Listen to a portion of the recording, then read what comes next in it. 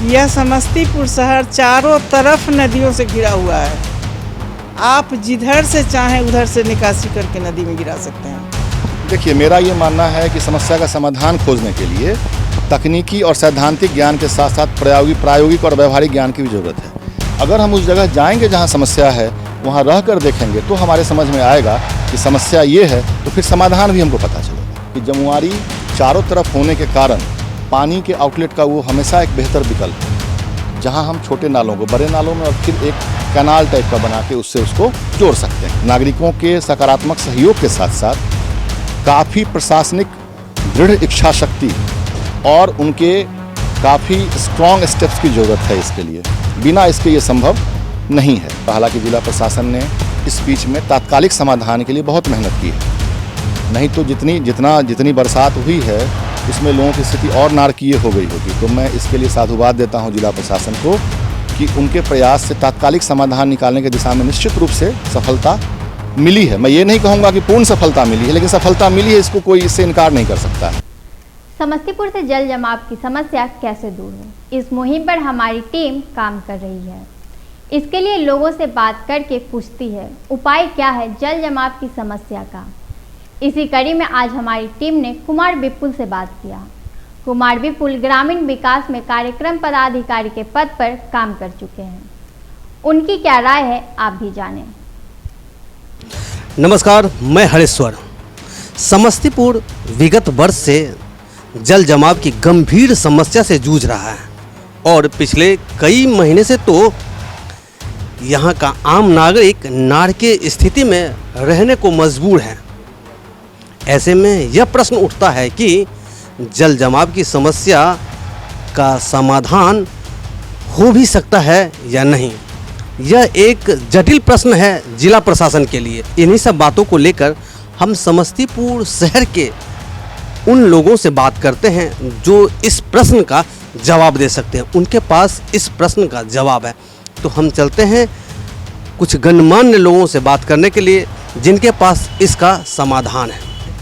शहर में लगे जल जमाव की समस्या पर बात करने के लिए मैं आज हूँ ग्रामीण विकास में कार्यक्रम पदाधिकारी रह चुके कुमार विपुल जी के पास। उनकी माता राष्ट्रपति पुरस्कार से सम्मानित है। हम उनसे बात करते हैं वो क्या कहते हैं और उनके नज़र से कैसे सॉल्यूशन मिल सकता है जल जमाव की समस्या से। सर नमस्ते। जी धन्यवाद, आपने अवसर दिया। इस गंभीर समस्या से जूझ रहे शहर के संदर्भ में ये आपका आना हुआ हमारे यहाँ, और इस संबंध में जो मेरी अपनी समझ है वो मैं आपसे शेयर करना चाहता हूँ। आपने सही कहा, घर हमने ऊंचा किया उठाया पानी से बचने के लिए, लेकिन ये कोई समस्या का अस्थायी समाधान नहीं है। हम अपने आंगन और घर को सुरक्षित कर सकते हैं, अपने चौका घर किचन को सुरक्षित कर सकते हैं कि खाना बनेगा, बेडरूम में लोग सो सकता है, लेकिन रास्ता तो मेरा यही होगा। अगर पानी है कि ज़्यादा ज़रूरत से ज़्यादा पानी जल जमाव है, कोई दवा लानी हुई, किसी को काम पे निकलना है, तो फिर ऐसी स्थिति में स्वाभाविक रूप से घर ऊंचा करना भी एक बहुत छोटा सा समाधान है।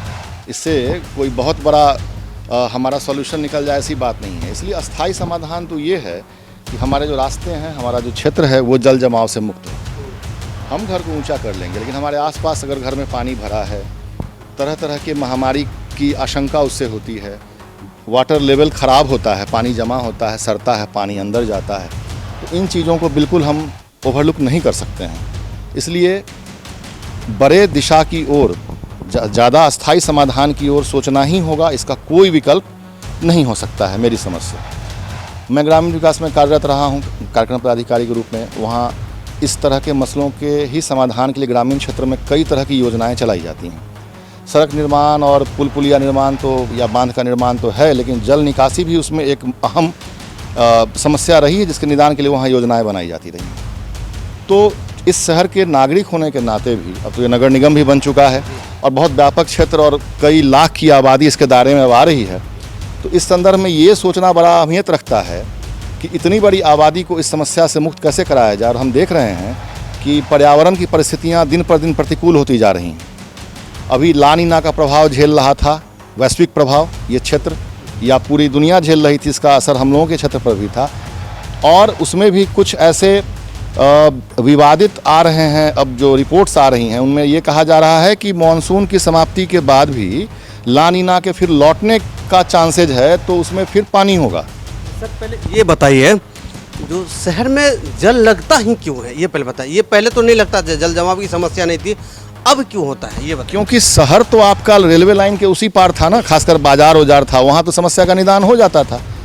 नदी है बगल में, जब तक पानी का लेवल ऊंचा नहीं हुआ स्लुइस गेट के थ्रू पानी निकाल दिया जाता था, नाले बने हुए थे। जल जमाव जब वहाँ नदी में जब ज़्यादा होता था पानी का ये लेवल, तब फिर दिक्कत होती थी, तो फिर पंपिंग सेट से वाटर को पंप आउट किया जाता था। लेकिन सवाल उठता है कि धीरे धीरे कई गुनी आबादी बढ़ गई शहर के या आसपास के क्षेत्रों की, संरचनाएं बनी, घर बने, मकान बने, खाली स्पेस जो था जहां पानी जमा होकर के किसी तरह बरसात में काम चल जाता था, वो क्षेत्र भरते चले गए।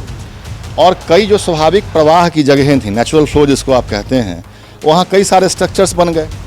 अब ये हर एक व्यक्ति के बस की बात नहीं है, तो प्रशासन को देखना होता है कि वहाँ पर कोई जो नेचुरल फ्लो था उसको रोका क्यों गया।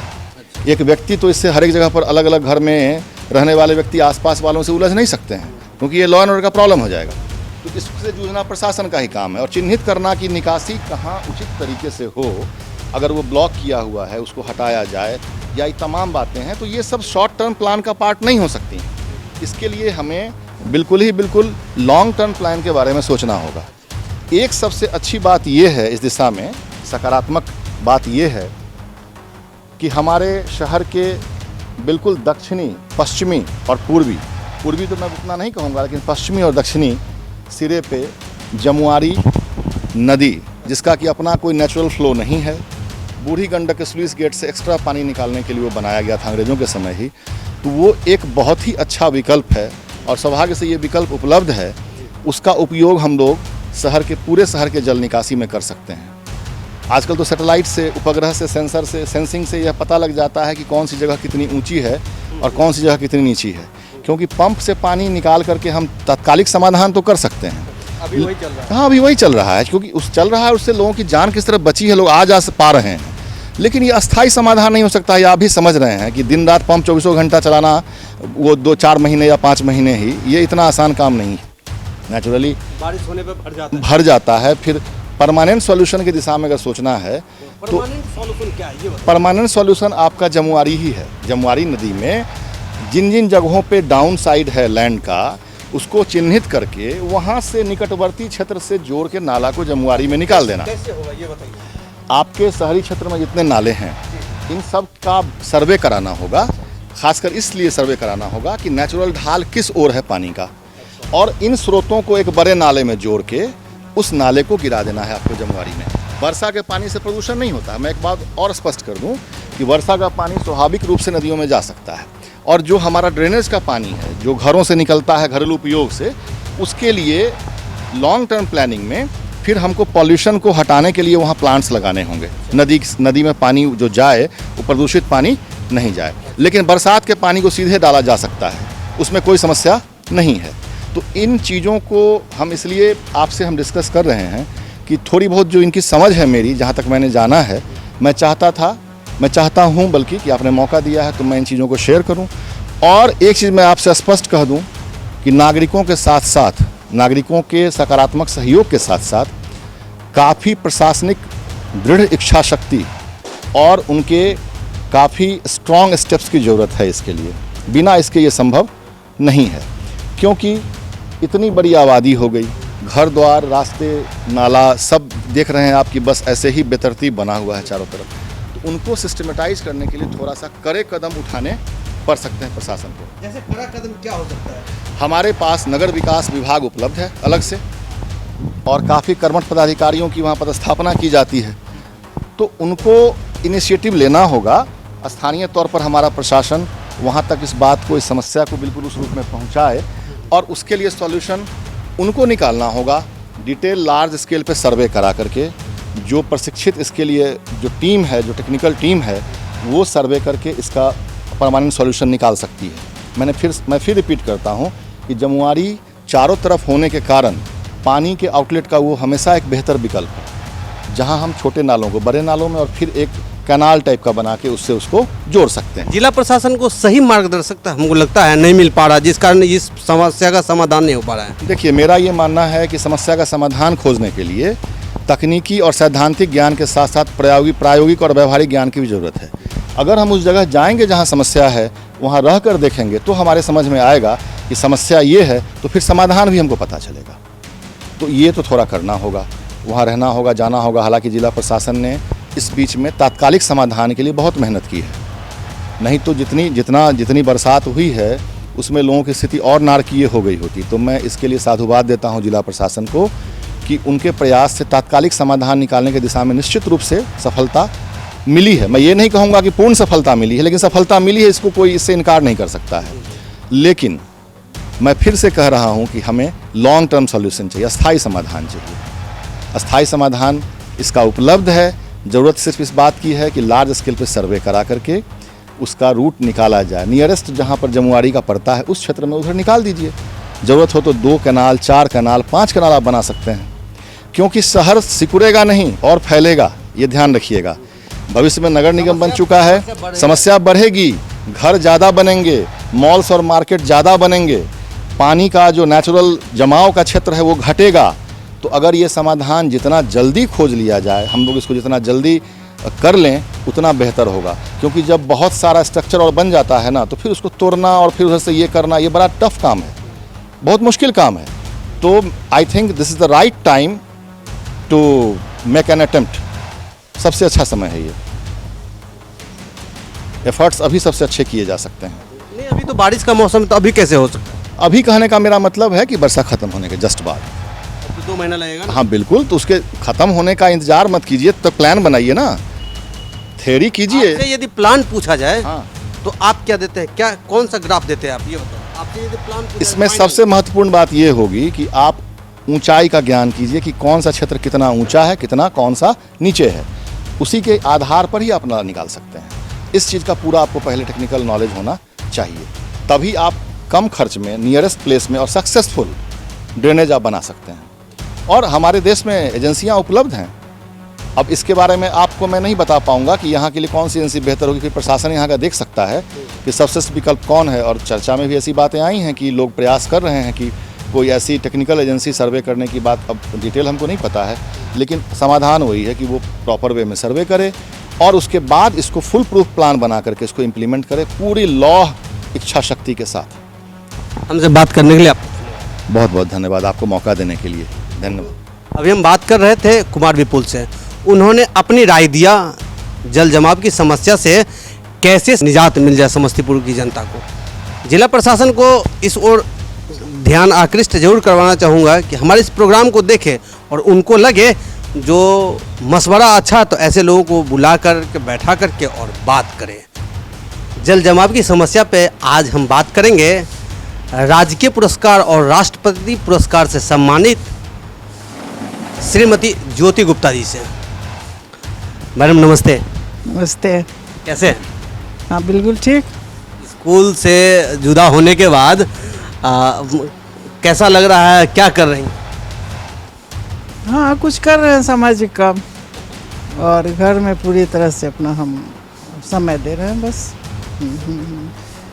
मैडम ये बात बताइए हमको, आप भी जल जमाव की समस्या से जूझ रहे हैं और समस्तीपुर भी जूझ रहा है और कई वर्षों से ऐसी हालात है समस्तीपुर का, तो आपका अपना क्या कहता है ये बताइए। यहाँ मैं पिछले विगत 40 वर्षों से रह रही हूँ इस मकान में।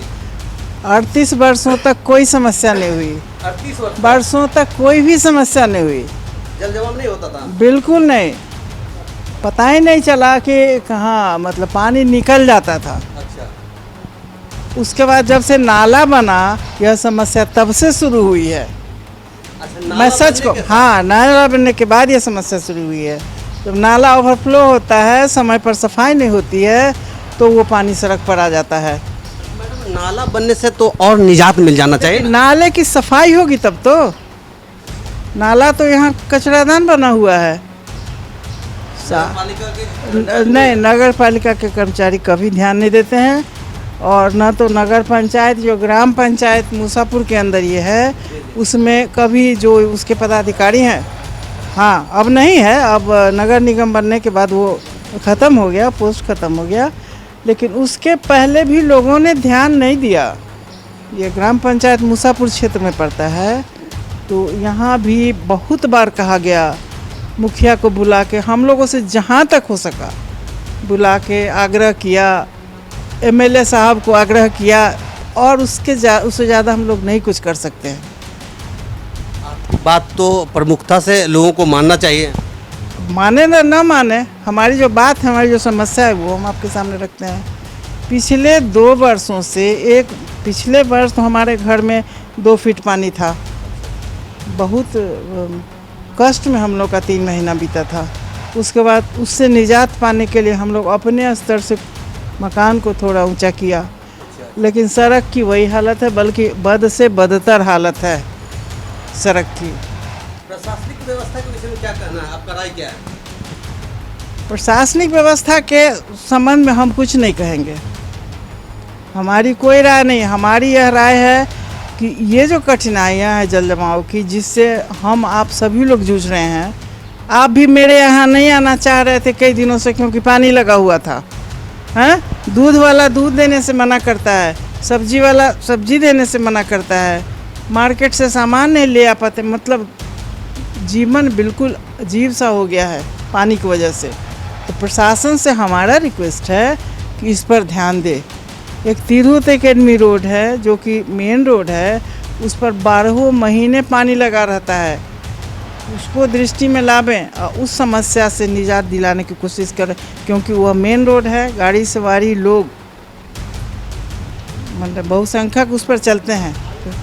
हाँ, तो अस्थाई समाधान के लिए हम यही कहेंगे कि इस क्षेत्र में कम से कम ये एक कॉन्स्टिट्यूएंट कॉलेज है, जिसके बिल्कुल गेट से सटा हुआ, हाँ मेरा घर है, तो 38 वर्षों से पानी आता था, निकल जाता था, पता नहीं चलता था।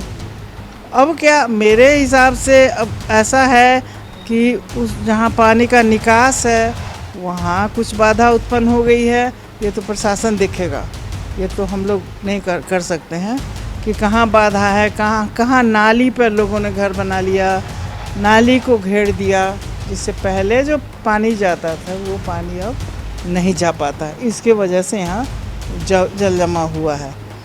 तो रोड बनवा दे, अभी तो बहुत रोड बना है, हमारे नीतीश कुमार मुख्यमंत्री जी के समय में। सड़क बनने से तो नाला जल जमाव की समस्या से निदान नहीं मिलेगा ना। सड़क बनेगी ऊंची, सड़क पर जो पानी जमा हो जाता है कम से कम लोगों को उसमें चलने का तो नहीं मिलेगा, वो पानी जाएगा नाली में। नाली बने, सड़क के साथ बने, और उस नाले की कहीं निकासी हो। सौभाग्य की यह बात है, इस बात पर ध्यान दीजिए पत्रकार साहब, कि यह समस्तीपुर शहर चारों तरफ नदियों से घिरा हुआ है, आप जिधर से चाहें उधर से निकासी करके नदी में गिरा सकते हैं। ये एक बड़ी बात है, समस्तीपुर शहर चारों दिशा से नदी से घिरा हुआ है। जिला प्रशासन यदि उचित उपाय ढूंढ ले तो समस्तीपुर की जनता को जल जमाव की समस्या से निजात 100% मिल सकता है। अभी हम बात कर रहे थे समस्तीपुर जिले की गणमान्य राष्ट्रपति पुरस्कार से सम्मानित श्रीमती ज्योति गुप्ता जी से।